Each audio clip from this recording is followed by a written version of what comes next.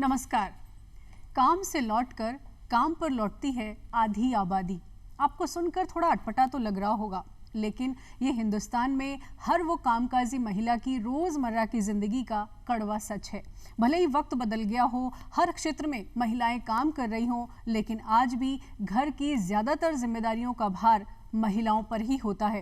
कामकाजी महिलाओं के जीवन में बहुत सारी चुनौतियां होती हैं, घर की और कई बार ऑफिस की ज़िंदगी में तालमेल बना पाने में कई बार असफल महसूस करती हैं और कई बार प्रेशर इतना बढ़ जाता है कि तनाव ज़िंदगी में बहुत ज़्यादा बढ़ जाता है।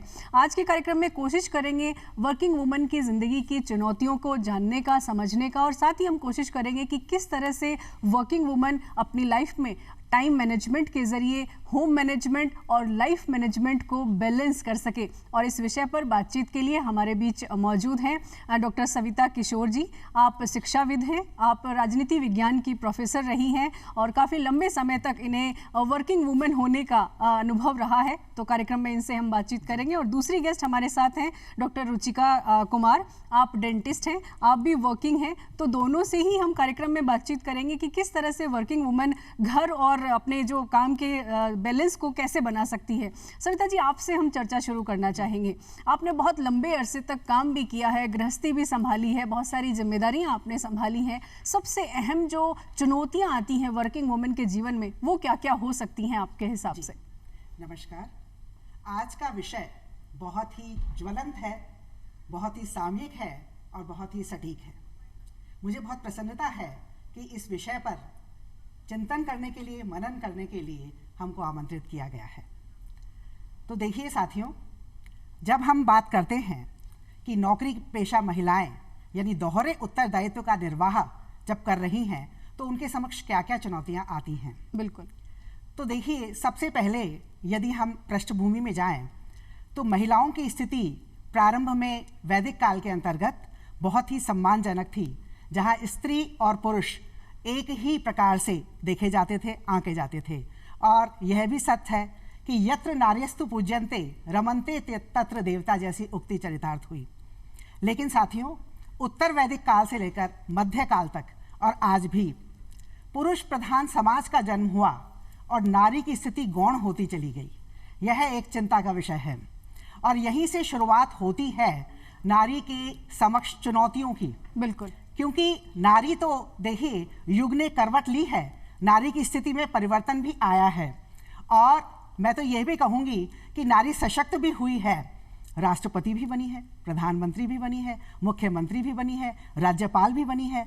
अब देखिए, इतने ऊंचे पदों पर आसीन होने के बावजूद वह यदि दोहरे उत्तरदायित्व की ओर उन्मुख हुई है, तो उसके समक्ष भी वही चुनौतियां आई हैं। क्योंकि वह नारी तो है, वह घर परिवार के बीच में एक समायोजन तो करेगी, चाहे वह कितने भी ऊंचे पद पर क्यों ना आसीन हुई हो। बिल्कुल। अब प्रश्न ये पैदा होता है कि उसे घर और परिवार का कितना सहयोग मिल रहा है। बिल्कुल, बहुत अहम बात सविता जी आपने कही है, घर और परिवार का सहयोग बहुत जरूरी है। डॉक्टर रुचिका, मैं आपसे भी जानना चाहूंगी, आप यंग वर्किंग वुमन हैं और बहुत सारी चैलेंजेस फेस करने पड़ते हैं। कई बार बच्चों की जिम्मेदारी होती है, इन लॉज की जिम्मेदारी होती है और कई बार ऑफिस का प्रेशर भी बहुत होता है। तो आप कैसे मैनेज करती हैं दोनों चीज़ों को?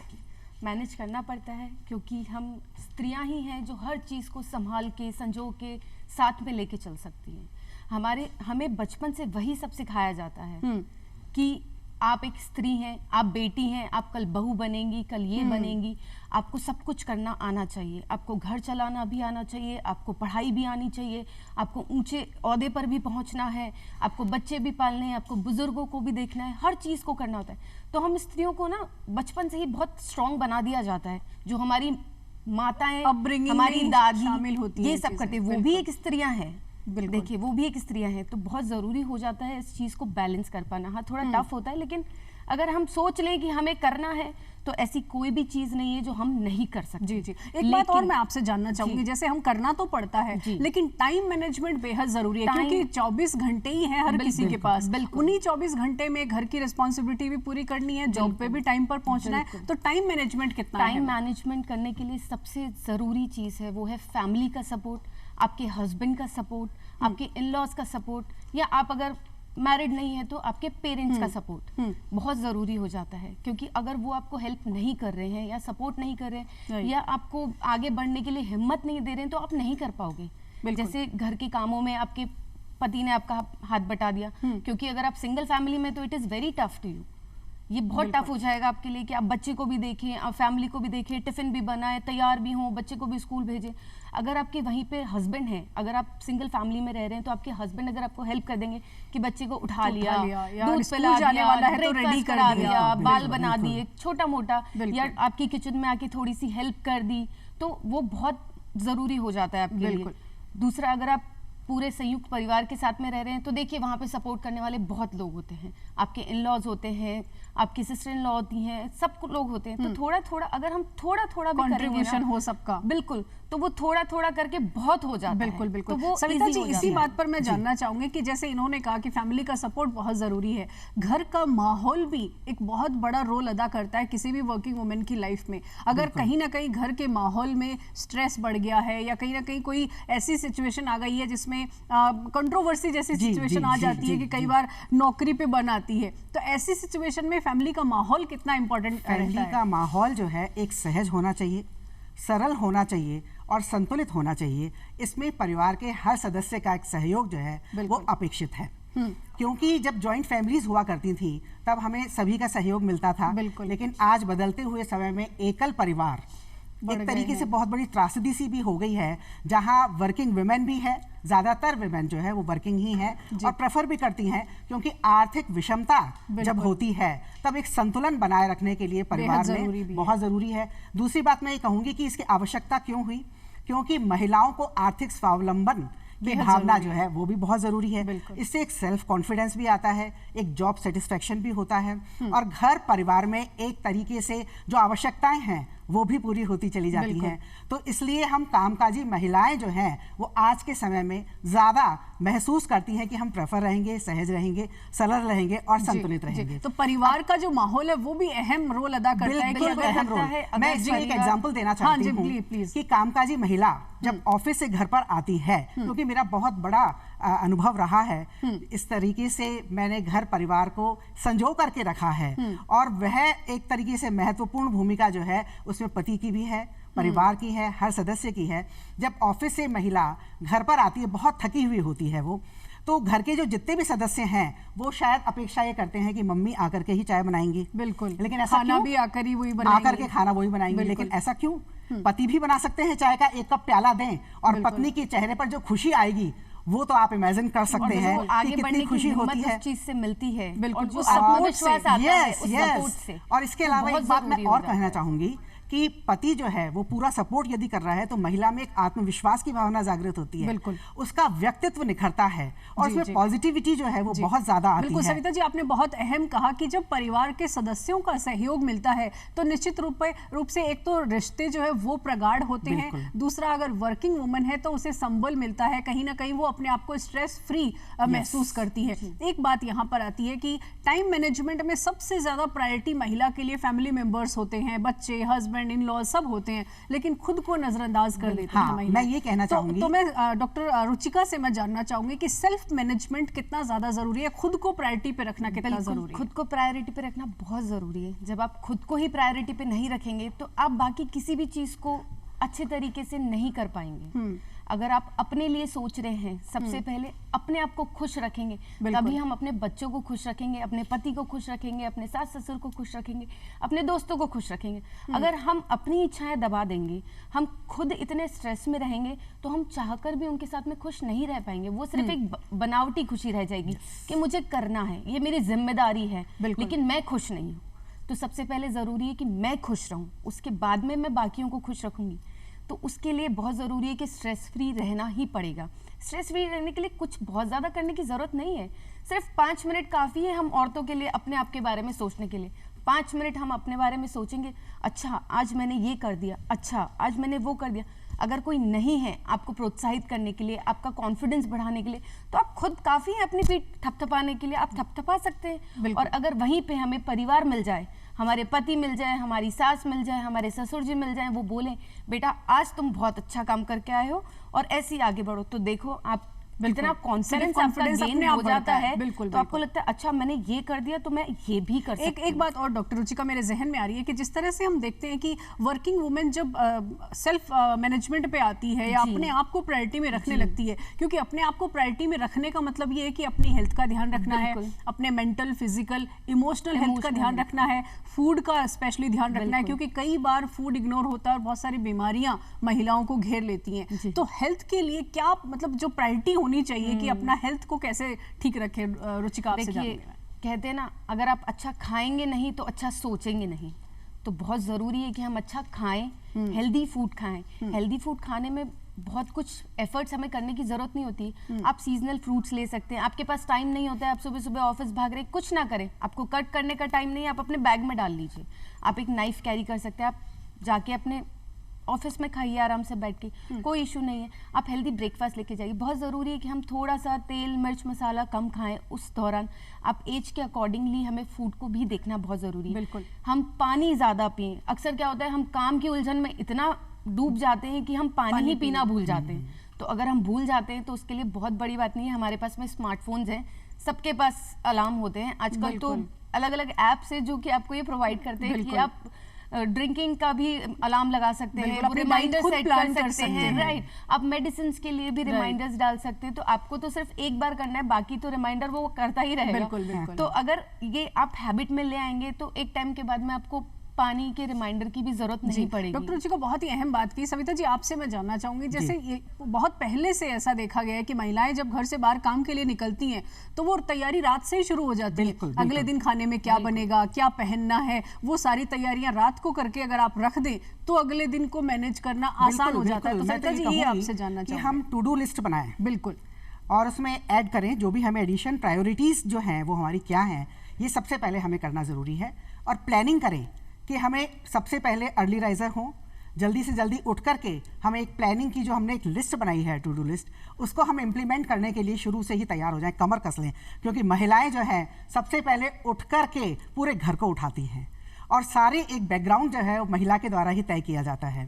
तो इसलिए बहुत ज़रूरी है कि हम टू डू लिस्ट के अकॉर्डिंग सुबह उठ करके अपना कार्यक्रम इस तरह से प्रारंभ कर दें कि बच्चे तो बाद में उठेंगे, हम पहले ही उठ करके एक बैकग्राउंड बना लें कि हमें क्या क्या काम करने हैं और कितने बजे ऑफिस के लिए रवाना होना है। तो उससे 5 या 7 मिनट का पहले का मार्जिन रखें ताकि हम समय पर रवाना हो सके। मैं एक एग्जाम्पल देना चाहूँगी।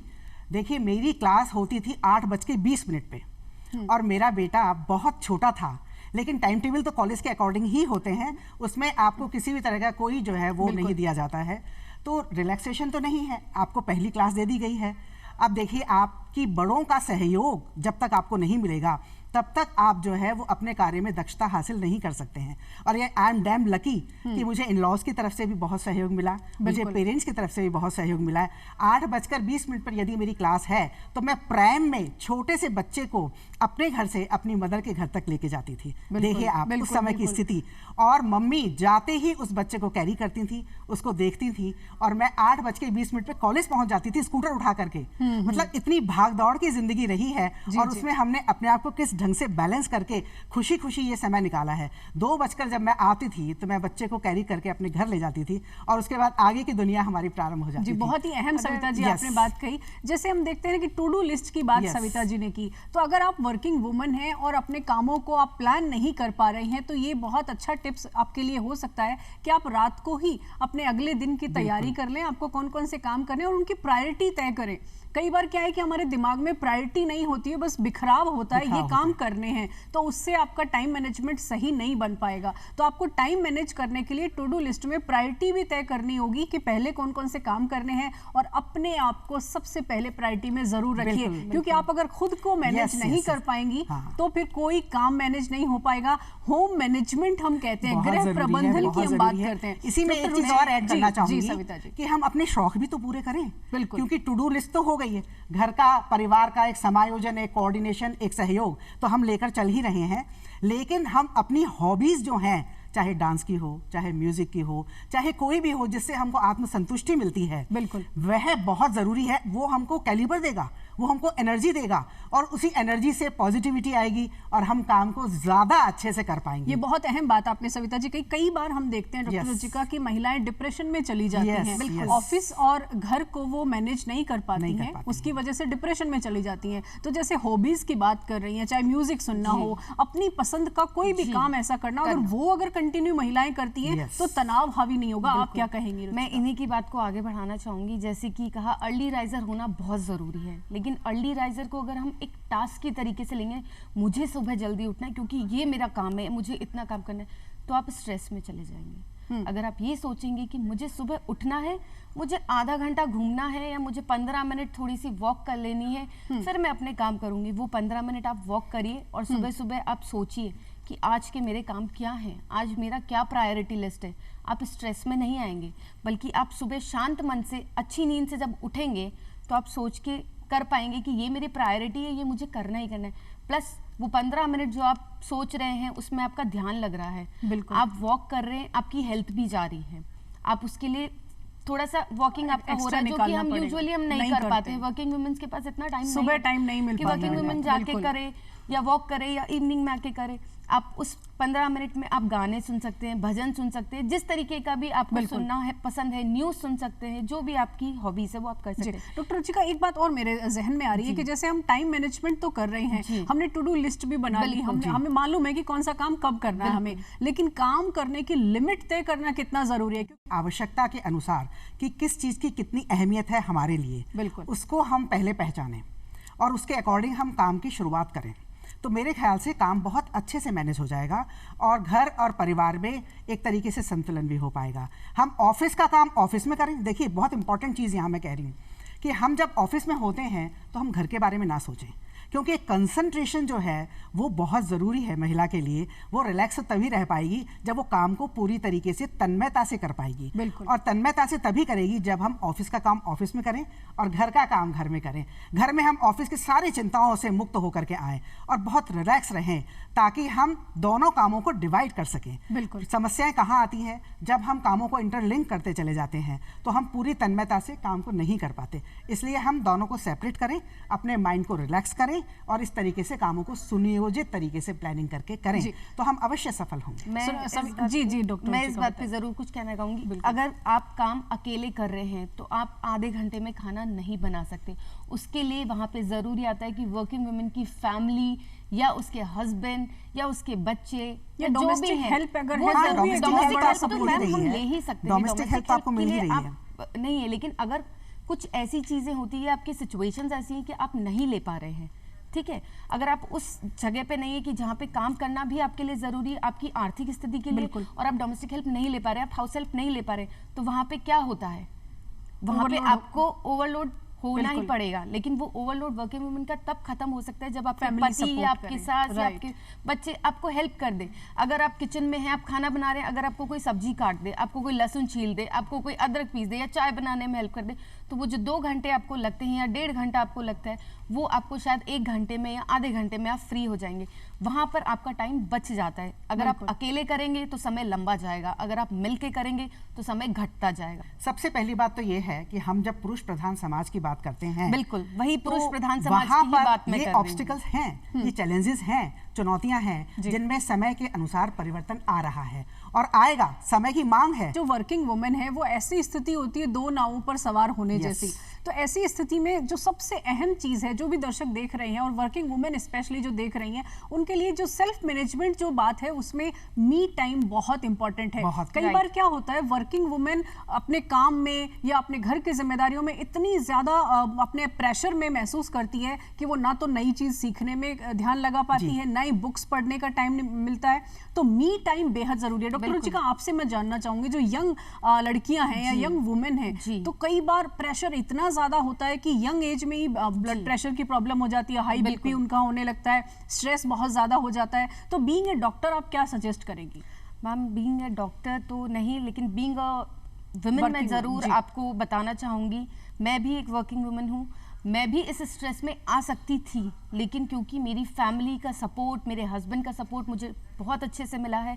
मेरा भी एक बच्चा है, मुझसे पहले जाता है, ठीक है, मुझे मेरे फादर इन लॉ सुबह उठाते हैं, मेरी मदर इन लॉ सुबह हमें पूछती है अगर हम कभी 5 मिनट भी लेट हो जाते हैं, बेटा तुम उठे क्यों नहीं हो। तो वो एक मेरी जिम्मेदारी नहीं रह गई है कि मुझे जाना है या मुझे अपना बच्चा तैयार करके भेजना है, वो उनकी भी हो गई है कि हमारा बच्चा जाना है, हमारी बहू को जाना है, ठीक है। जब मैं ऑफिस में होती हूँ और मेरा बच्चा घर पे पीछे से आता है तो उसके दादा दादी आधा घंटा 1 घंटा पहले से वेट करते हैं, बच्चा आने वाला है, बच्चे को ये खाना है, बच्चा वो बच्चे को देखते हैं। वहाँ पे उनका सपोर्ट बहुत ज़रूरी हो जाता है। बच्चा उनके साथ खुश है, बच्चे को उनका प्यार मिल रहा है, मैं भी निश्चिंत हो जाती हूँ कि हाँ बच्चा घर में है, सेफ है, सुरक्षित है। जब मैं घर से आती हूँ, जब अपने ऑफिस से वापस घर पहुँचती हूँ, तो वहाँ पर आके जब मुझसे पूछा जाता है बेटा दिन कैसा रहा, तुम थक गई हो, थोड़ा रेस्ट कर लो, वो एक बहुत कंफर्ट फीलिंग होती है जो आपको मिलनी चाहिए। अगर आपको इतनी कंफर्ट फीलिंग मिल जाती है ना, तो आप स्ट्रेस में, बीपी में कहीं पर भी नहीं आते हो। बिल्कुल, उसके लिए आप भी खुश रहते हो और आप अपनी फैमिली को टाइम देते हो। जब आपको इतना मिलता है तो आपके मन से वो चीज़ निकलती है कि हाँ हम भी हमारे बुजुर्गों का, हमारे घर का, हमारे बच्चों का ध्यान रखें।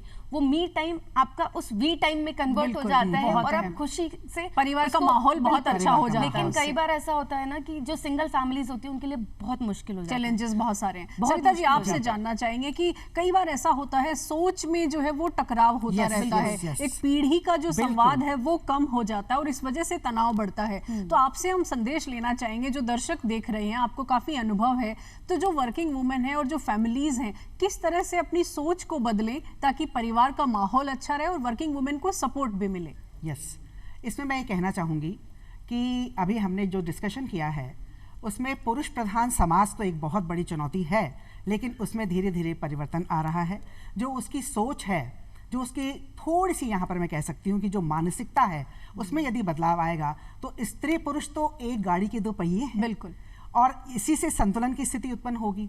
लेकिन मैं दूसरी बात एक और कहना चाहूँगी कि महिलाएं भी आगे आएँ, महिलाएं स्वयं आगे यदि आती हैं तो सबसे बड़ी बात तो ये है कि जो उत्तरदायित्व वो अपनी लड़की को घर पर, परिवार पे दे रही हैं कि बेटा तुम ये काम करके दिखाओ, वही उत्तरदायित्व वो अपने लड़के को भी दें। तो देखिए दोनों के बीच में एक संतुलन होगा और ये एक बहुत बड़ा संदेश है कि आप अपने घर परिवार से ही शुरू करें। जहाँ पर हम ये कहते हैं कि महिलाएं जो हैं वो महिलाओं का कई बार शोषण करती हैं, ऐसी स्थिति भी मैंने देखी है, लेकिन ऐसा नहीं है। इसलिए नहीं है कि हम उनको ऐसे संस्कार दें कि हमारे घर परिवार को हम सजाएं, संवारें। लड़की यदि उत्तरदायी है इस घर के प्रति तो लड़का भी बराबर का लैंगिक समानता की जो मानसिकता है वो कहीं ना कहीं बढ़ाने की जरूरत है। हमें अपने ही घर से करना होगा। बहू और बेटे में तब फर्क खत्म होगा जब बेटे और बेटी में फर्क खत्म होगा। बिल्कुल, जब बेटी और बेटे को बराबर जिम्मेदारी दी जाएगी कि चाय का कप तुम्हें भी रखना है और तुम्हें भी रखना है, पढ़ाई में दोनों को अव्वल आना है, काम पर दोनों को जाना है, तभी वो चीज आगे होगी। और ये इसके लिए महिलाओं को आगे आना पड़ेगा। बिल्कुल, हम पुरुषों के लिए जब कहते हैं तो हम स्वयं भी आगे आए, क्योंकि ये बात भी सही है कि महिलाएं जब आगे आएंगी तो अपने अधिकारों के प्रति सतर्क होंगी और जागरूक होंगी, तो लड़की और लड़के दोनों के बीच में एक संयत और एक संतुलन बनाकर रखें, बहुत अच्छा परिवार बनेगा। जी जी सविता जी। डॉक्टर रुचिका, एक बात मेरे जहन में आ रही है कि कई बार क्या होता है, यंग जो एंटरप्रेन्योर्स हैं, यंग जो वर्किंग वुमेन है, कई बार बैलेंस नहीं बना पाने की वजह से या बहुत ज्यादा प्रेशर बढ़ जाने की वजह से नेगेटिव माइंडसेट होने लगता है और उससे क्या होता है, परिवार में दूरियां भी बढ़ जाती हैं और अपने आप को लेकर भी नेगेटिव थॉट्स आने लगते हैं, नेगेटिव माइंडसेट बन जाता है। तो जो भी चुनौतियां हैं उसको पॉजिटिव माइंडसेट के साथ कैसे हैंडल करना है, आप जाते जाते आपसे टिप्स लेंगे हम। बिल्कुल, एक बात याद आ रही है, ये तो सबने सुना है, behind every successful man there is a woman, but शायद ये बहुत कम सुनने मिलता है, behind every successful woman there is an understanding man, and that man could be your father, your husband, your brother, your son or whatever. तो वो understanding man होना आपके लिए बहुत ज़रूरी है, आपकी सपोर्ट के लिए, क्योंकि सहारे की ज़रूरत अगर स्त्री को है, सहारे की ज़रूरत पुरुष को है, तो दोनों को बराबरी से चलना ही होगा। अगर आपको इस स्ट्रेस से, इस नेगेटिविटी से आप जूझ रहे हो या आपको ऐसा लग रहा है कि मैं डिप्रेशन में जा रही हूँ, मैं बैलेंस नहीं कर पा रही हूँ, तो आपको सबसे पहले अपने दिमाग से ये चीज़ निकालनी होगी। मैं कर सकती हूँ, मैं कर रही हूँ और मैं करके दिखाऊंगी। और इस चीज़ को सही साबित करने के लिए बहुत ज़रूरी है कि आपके पति, आपके फादर, आपके पिता, आपके ससुर, आपके भाई जो भी फैमिली मेंबर्स है वो आपको पूरी तरीके से सपोर्ट करें, मोटिवेट करें। देखिए, स्त्री घर को लेकर चलती है तो घर को भी स्त्री को लेकर चलना पड़ेगा। बिल्कुल, बहुत अहम बात कही जी, बहुत ही अहम चर्चा रही आप दोनों के साथ। वर्किंग वुमेन को चुनौतियां तो सामने आएंगी क्योंकि हर कदम पे चुनौतियां हैं, लेकिन परिवार का सपोर्ट रहेगा और पॉजिटिव माइंडसेट रहेगा तो हर चुनौती का सामना किया जा सकता है। तो दर्शकों से हम जाते जाते यही कहना चाहेंगे कि जो भी वर्किंग वुमेन है, अपना जो माइंडसेट है वो पॉजिटिव रखे। कोई भी चैलेंज आता है उसे पॉजिटिव माइंडसेट के साथ हैंडल किया जा सकता है। और सबसे अहम, अगर आपको अपनी लाइफ को मैनेज करना है, लाइफ मैनेजमेंट अगर आपको करना है तो सेल्फ मैनेजमेंट पर पहले ध्यान दीजिए, टाइम मैनेजमेंट को अंडरस्टैंड करिए, आपकी लाइफ इजी हो जाएगी। आज का कार्यक्रम बस इतना ही, फिलहाल हमें इजाजत दीजिए। नमस्कार।